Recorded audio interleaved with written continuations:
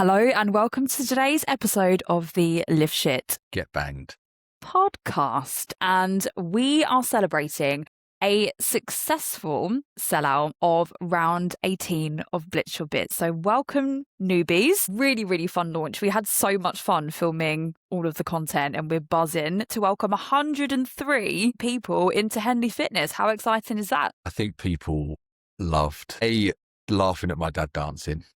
Yeah. So I was clearly less coordinated than you and Rachel. I think we learnt that during this launch. Yeah, I think that was the highlight actually of the entire launch for me, and seeing you in that jacket. Yeah, I mean, that's definitely in Rachel's wardrobe. Like, people are going to see that at download next year, I think. She's definitely kept it and she's 100% going to rewear it. I've actually kept the glasses because I thought they looked really good. The glasses were cool, but it did make me laugh that as we're going through the props, me and you are like, I'm going, my God. And Rachel was like, oh, sick, I'm going to put this in my wardrobe. I'm going to keep this for the next festival that I go to. But if anybody doesn't know what we're referring to, go and head over to our socials at Ben Henley Fitness or Sophia Henley Fitness to go and check it out. Like I said, we had so much fun and we are really excited to welcome lots of newbies into the round. We had such a successful launch. We sold out in 34 minutes for this round, which is pretty incredible. I think we always get quite overwhelmed with how many of you are joining us and the incredible feedback that we get from you guys and the amount of retention that we get from each round. So we had about 70% of you guys following on from the round before, some of you even following on from the round before that. And yeah, we're eternally grateful to be working with you all and for all of you to be such fabulous clients. Yeah, no, I think we're always blown away, aren't we? I think we're always waiting for that round that isn't going to sell out in under an hour. And it amazes us every time that it does, 3 years into this. So yeah, we're always so grateful for how keen you guys are to get stuck into the stuff that we talk about. Yeah. Although Ben sounded very monotone when he said that, I promise you he is excited. That's just my personality. He is actually really lovely. If anybody is working with Coach Ben, I promise you, because he speaks in monotone, it doesn't mean that he's and I'm grumpy. not monotone in check-ins, usually. No, Usually I'm a little not. bit more of an exaggerated version of myself. So we're going to explore today the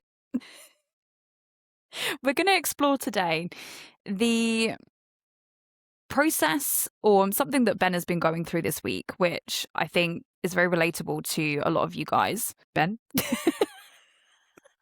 Anytime today. That was not a handoff. That did not seem like the end of a sentence. I think you should leave that in there, but that did not seem like the end of a sentence. Or I'm not with it. I did have a late night doing the admin for the next round to get you lovely guys set up. Funny. I mean, I moved house yesterday. I won't lie, I'm exhausted today. And I was like, oh my God. And they've got so much work to do with my one-to-one guys. So yeah. Yeah, I think we might not quite be with it today, so better with us guys. But I realised that I have not been practicing what I preach. And specifically, I've been waiting for things to get quieter to get back into a consistent rhythm in my training and to start kicking things up a gear in terms of my nutrition. And I've got some fat loss goals that I want to achieve over the next few months. And I realised that I'd been waiting for the right moment. And that is something that we talk to clients about in almost, there won't be a day that goes by in our job where we don't talk to somebody about not waiting for things to feel right or perfect or quiet enough.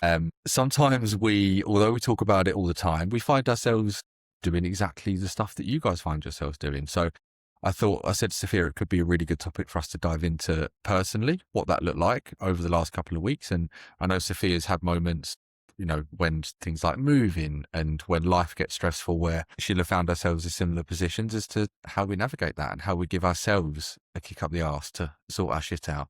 You would all be surprised how much we coach ourselves. And I know it sounds really cliche, but I do wish that I had us when we were first building our journeys and getting into fitness, because the way that we talk ourselves into those good behaviors is exactly the same way that we coach you guys. And I think it'd be really interesting to explore specific examples for you that have come up. So what elements of your day-to-day or what specific scenarios have held you back? Because Ben, if you didn't listen to last week's episode, is currently now prepping for a half marathon in a few months' time. Yeah, I think for me, and this is what kind of became clear for me the last couple of weeks, is I feel like I don't have enough hours in the day to do the work that I'm trying to do. And some of that is practical and realistic. Some of that is trying to not only show up at work, but then trying to finish at a time where I can spend time with Lila before she goes to bed, and then et cetera, et cetera. But we're all going to have our own variation of that, where we feel too busy to do what we're trying to do and there's not enough hours in the day. And the little penny drop moment that I had was I found myself telling myself that, all right, I didn't have time Monday, Tuesday, Wednesday. I'll go Thursday evening at 10 p.m. And I started really negotiating with myself, and I was like, right, I'll do 3 sessions Friday. And then I caught myself and was like, hang on, this is not what I would tell a client. And I practically, one of the key takeaways here is and I think this is a bit that's really hard to actually kind of package, is there is an element of you have to just do it and push yourself and experience it. And the more you do it, the easier it gets. So for me, that looked like saying, okay, even though tomorrow looks disgustingly busy, I'm going to make sure that the first thing that I do tomorrow is train. Yeah. Because I'm still going to be sat on the sofa working after Lila's gone to bed. I knew that I was probably going to be working till 10, 11 o'clock at night anyway. What difference would it make finishing at 11 o'clock or finishing at 11:30 because I did a session in the morning? And that's what I did. And then I had that reminder of, oh yeah, actually I can fit my training in when I'm busy. And we're making that sound easier than it is because we've obviously practiced the skill of doing that over the last decade. But it really is giving yourself that push to just try doing it anyway. And we are going to, there's more to it than that. We're going to go into more than that. But you really have to push yourself to just do it when you feel busy, isolate it as one day, because you'll likely find that it didn't actually make that big of a difference to your day anyway. Yeah, absolutely. And something that we hear quite often is, I don't have an hour to train, or I don't have 2 hours to go into the gym. But my challenge to you is, who said that you need an hour to do something? Where has that expectation come from? Why have you set that expectation on yourself? And arguably, there's so much that you can equally do from home. And something that often comes up for me, and I catch myself doing it and talk myself out of it, is telling myself that doing a home session isn't going to be as good or as optimal or as stimulating as going into the gym. Now, this comes from the headspace of, well, I'm not going to have access to as heavy weights, and that's not going to be optimal for muscle growth. Like, that's what kicks into my head. It's the little perfectionist in me. Within that, it's reminding myself of why I'm training in the first place, which is to get my body moving and to get some endorphins flowing, to be consistent and to maintain that momentum, and that actually 1 or 2 sessions at home isn't going to, jeopardize my progress as a whole. And there's ways that we can actually adapt that specifically. And we can talk about the practical methods as well. But that's something that comes up often for me, and something that I repeatedly see in clients is that headspace of, I can't do X because I can't do it perfectly.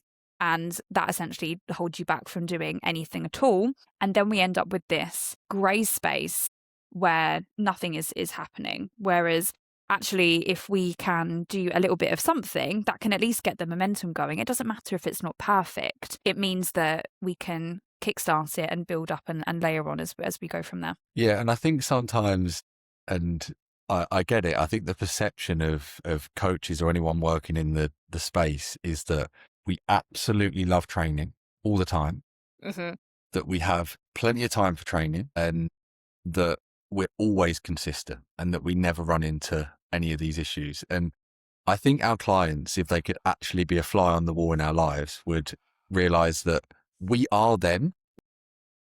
You are a family man. You've got responsibilities. I mean, I'm saying that like I don't have responsibilities, but we've equally got commitments outside of training. And actually, very similarly to you guys listening, training is a very small part of our life. And maybe when we used to work on the gym floor and we had less responsibilities and we both PT'd in the gym, we did have a little bit more time. Realistically, we were already on the gym floor, so it was easier to train. Not that we wanted to after working, doing 8 hours of one-to-one PT. I remember the morning blocks that you used to do. Oh, mate. And then I'd be teaching classes back to back. And the last thing that I wanted to do was then spend more time in the gym and doing my own training sessions. So, there was pros and cons to that.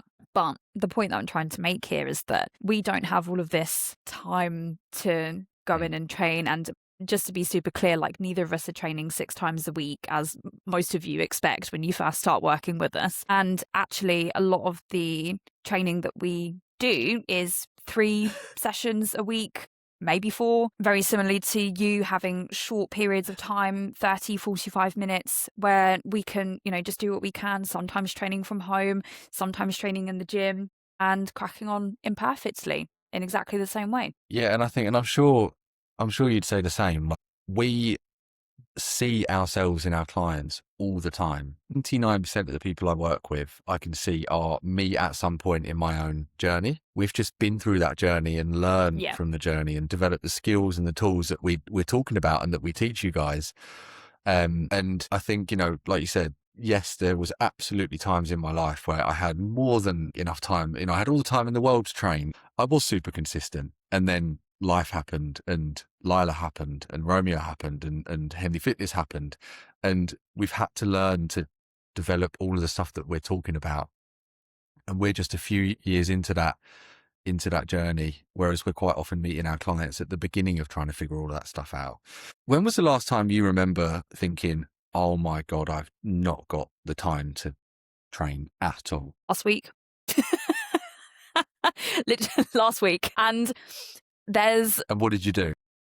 Well, I will tell you exactly what I did, and this will be nice because we can go into some practical examples. So we just spoke about actually the option to train from home or train in the gym. And something that I have tapped into more across the last 6 months or so is being more flexible with that. And I invested in, I already had some dumbbells at home anyway, but also a set of bands and a mat. And there's so much that you can do with a short range of equipment. If you've got a set of adjustable dumbbells anywhere from, let's say, 2.5 kilos to 24 kilos each, and a mat, you have got everything that you will ever need to strength train at home. And you can get so much out of a short and sharp home session. On the Bits app, there is a whole section that we have for you guys under the Need a Quickie section in training, or build your own workouts, where you can dip into one-off sessions. We've got home training in there, and there's lots of flexibility with that, using alternative exercises. Training at home has been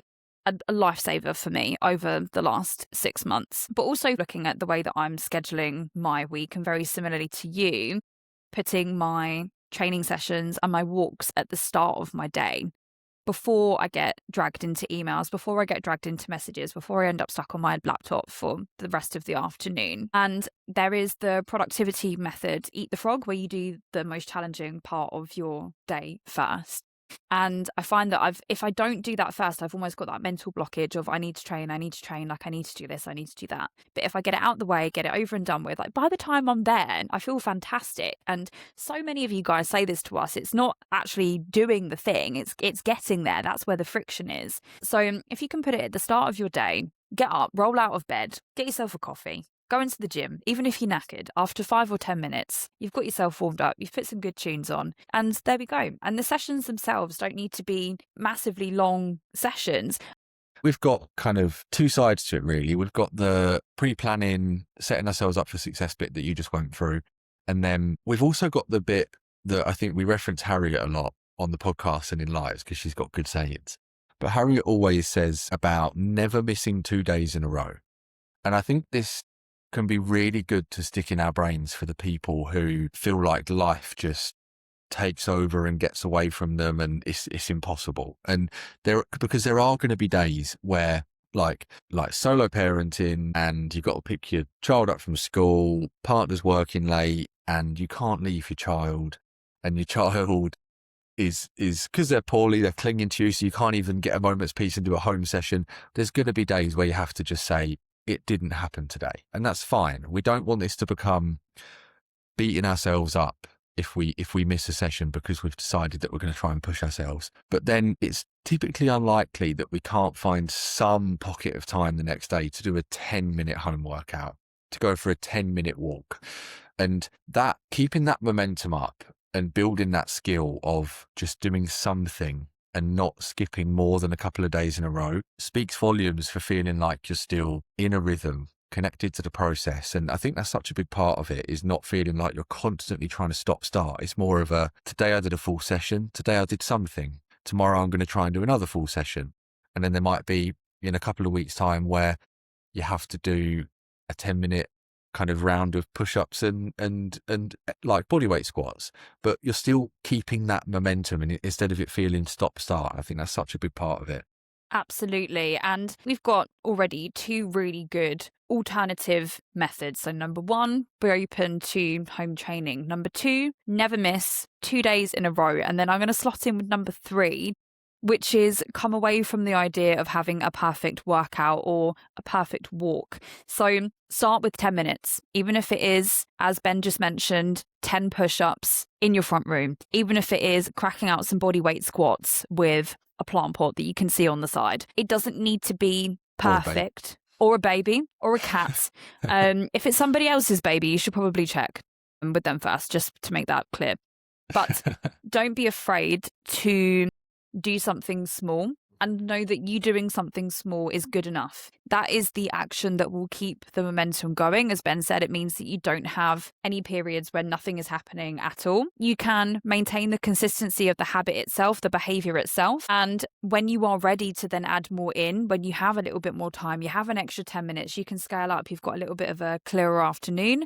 That is when you can then turn the notch up a bit. And it saves us from having to have days and weeks where nothing is happening and making it feel so much harder to get started again. And it means that we can just keep that momentum going and turn the dial up when we need to. Yeah, and I think last night was actually a perfect example of this, because I had 40 minutes to train. I sandwiched it in between work blocks, knowing that I was going to go home and work all evening. And like I said, I thought, I'm going to make sure I still get a session in. I had 40 minutes to train. I rejoined the gym because it's close to home. Excellent. Because I was moving from another gym that was a bit further away. Pulled up, re-signed up, went to put my pin in to get in. It didn't work. Oh, no. And I had to wait 20 minutes for it to activate. So I then sat in my car for 20 minutes waiting to go in, and then had 20 minutes to work out. I am so unbelievably sore today because I just went in and smashed chest and arms as quick as I could, like I used to do in college, had so much fun.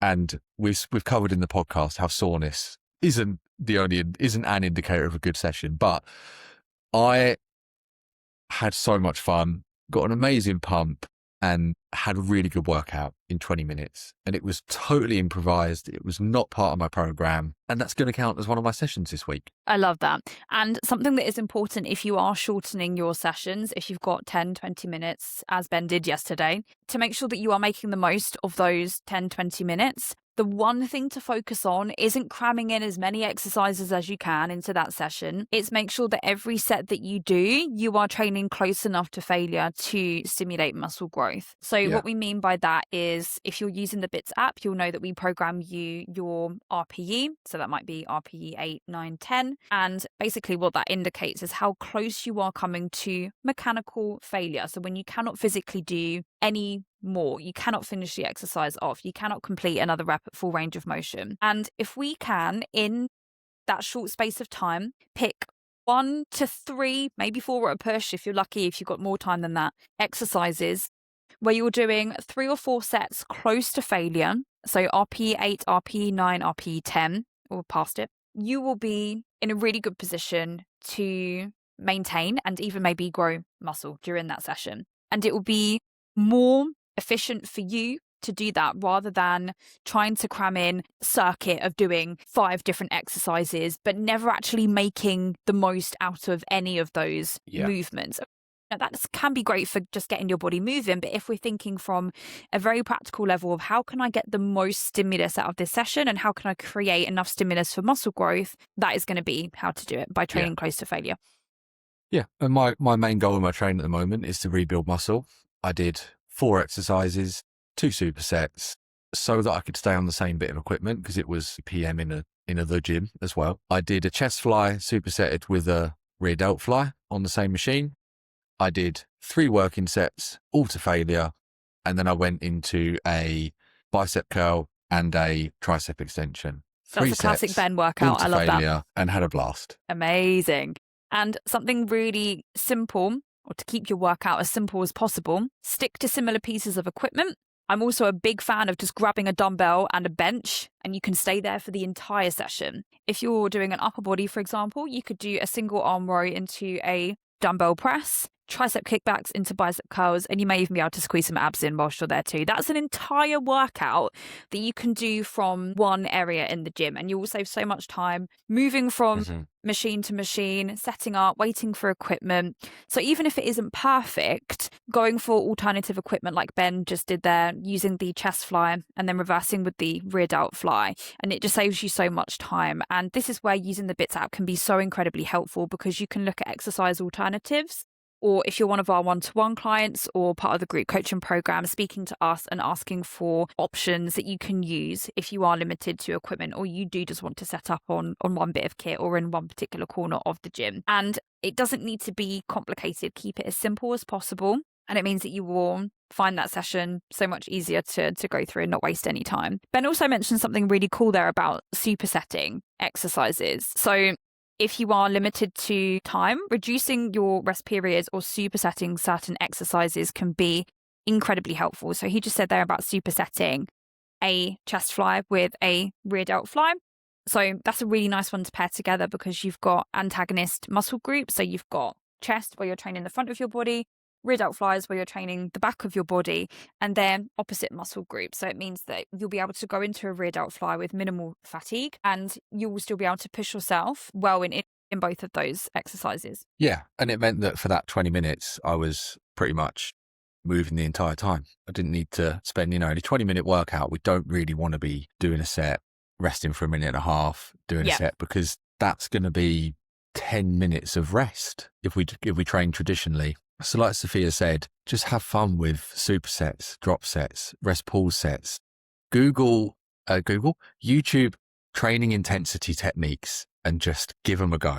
Well, we did a really great series on RPE. So there is one called Why Your Training Isn't Working For You. So that's on Rachel's page. And there's a really great demo actually of us doing lat pull downs, doing bicep curls to failure, some really cool facials that accompany that, and it will give you a good visual of what that actually looks like. So something that we just mentioned there, so point number 6, I think is really good just to reiterate, is reducing your rest periods. So that could mean pairing a few exercises together in a superset, or it could also mean simply if your rest period is programmed at 1 minute, reducing that to 30 seconds. Now, that does mean that you are going to be going into that next set feeling pre-fatigued, and you may not be able to lift potentially as heavy as before, or maybe hitting the same number of reps that you did the previous week. But once again, it is the case of being able to just make the most of the time that you've got, and knowing that it's still going to be adequate stimulus to maintain muscle and potentially build some muscle there as well. Yeah, and it's like, is that the optimal way to grow muscle? No. Is the 20-minute session that we had to cram into our day what we would describe as optimal? No.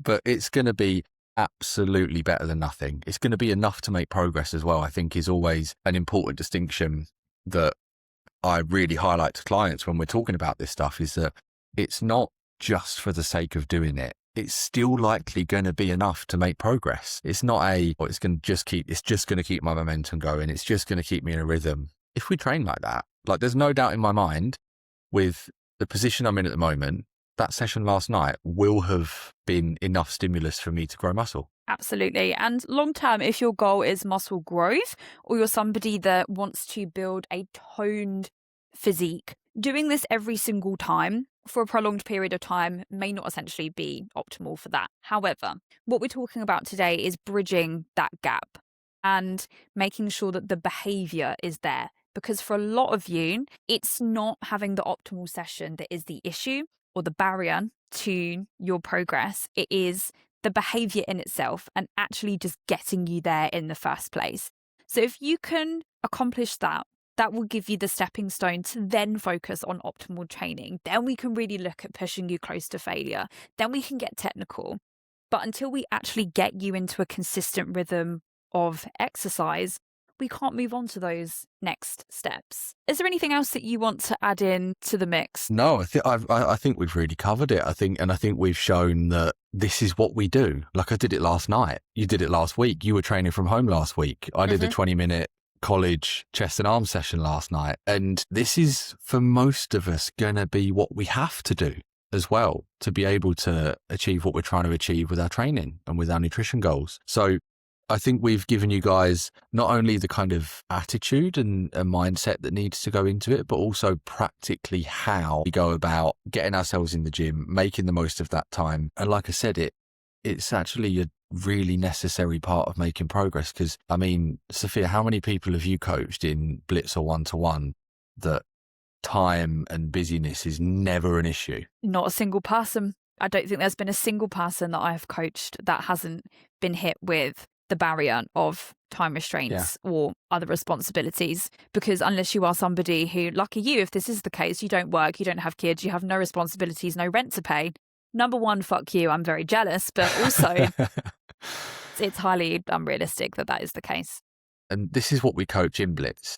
It's not, yes, we give you the structure and we give you a program and we give you nutrition guidance and we check in with you. But a lot of what we end up talking about is it doesn't really matter for a lot of the people that we work with, as long as the program is, I didn't want to say it doesn't matter at all, because as long as the program is specific enough, it's getting you, the human, to do it consistently. It's figuring out, what do we do when we have a really busy day and the last thing we want to do is go and train? What do we do when that really elaborate lunch that we plan to meal prep all week went off in the fridge by Wednesday and now we're looking in the fridge on Thursday afternoon? How do we actually make this stuff fit the life that we've got? And I think this is a really good example of what training actually ends up looking like. There will be multiple weeks like this over a training phase for anyone. And if you're listening to this and you are still feeling baffled with, Soph, I have no idea what the fuck a superset is, I don't know what you're talking about, or I don't actually have a training program to follow, this is what the Bits app is here for. So we've got multiple layers of our coaching. So either using the Bits app and following our programs, in which we have home training programs, gym programs, and lots of adaptable sessions, which you can pick up whenever, but also looking at options to explore our group coaching and one-to-one coaching. So if you've just missed out on the spot for our round 18, hopefully you can join us for the next one. But we do have spaces now available for one-to-one coaching. So head over to our website. I will drop the link in the bio below, and send us through an inquiry. We've got a team of fantastic coaches that work alongside us, and we've got spaces open and available for you to jump on a call and start to explore some of those struggles, start to explore some of those hurdles that are holding you back, and work through them together with the expertise of programming, support from your coach, and working on those mindsets that are holding you back currently. Yeah, 100%. So just to summarise today, we had a beautiful, I think it ended up 6 points, didn't it? So number 1, exploring training from home. Number 2, never miss 2 days. Number 3, start with 10 minutes and prioritise it first thing in your diary. Number 4, make sure that you're training close to failure. Number 5, using dumbbells and minimal equipment. And number 6, reducing rest periods and supersetting exercises. Mic drop. Mic drop. Thank you so much for joining us for today's episode of the Lift Shit Get Banged podcast. We will see you on the next one. Cheers, guys. Ciao.